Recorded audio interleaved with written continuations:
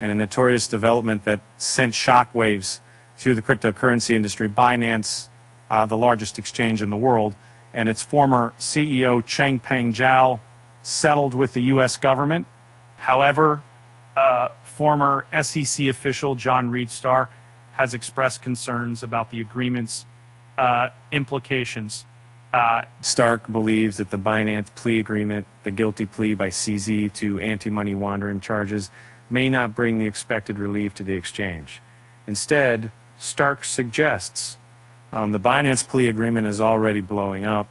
Another manual, more evidence of the possibility of a Binance collapse, and a 10-year sentence for CZ. And it was in a recent post on Twitter.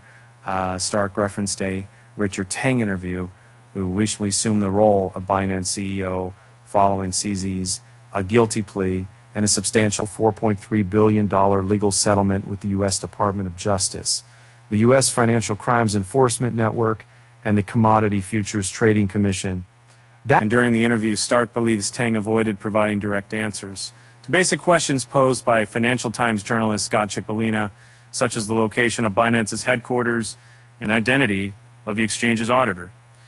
And Stark emphasized the significance of Chipolina's persistent questioning, asserting that it pales compared to the intense scrutiny that Binance and CZ will face from the DOJ and FinCEN.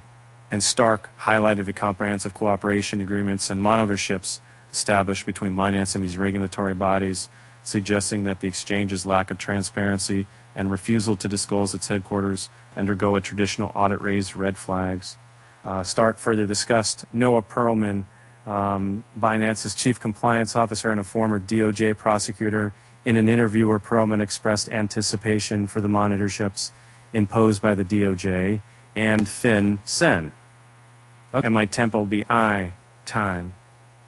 However, Stark questioned Perlman's positive outlook, pointing out Teng's contradictory statements during his interview with the Financial Times. While Perlman claimed that a cultural shift had already occurred within the exchange, Stark argued that Teng's evasive responses indicated resistance to transparency, compliance, and cooperation. The former SEC official highlighted the unprecedented and extensive requirements imposed on Binance by the DOJ and FinCEN, including the appointment of an independent compliance monitor for 3 years.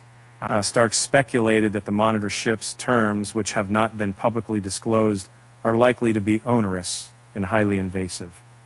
Stark emphasized that the monitorships allow the DOJ's investigators and litigation teams to uncover incriminating evidence while potentially sharing information with other government agencies.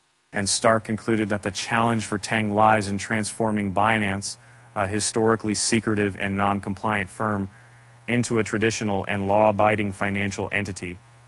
And how long the second words make food into the school to the Japan investor.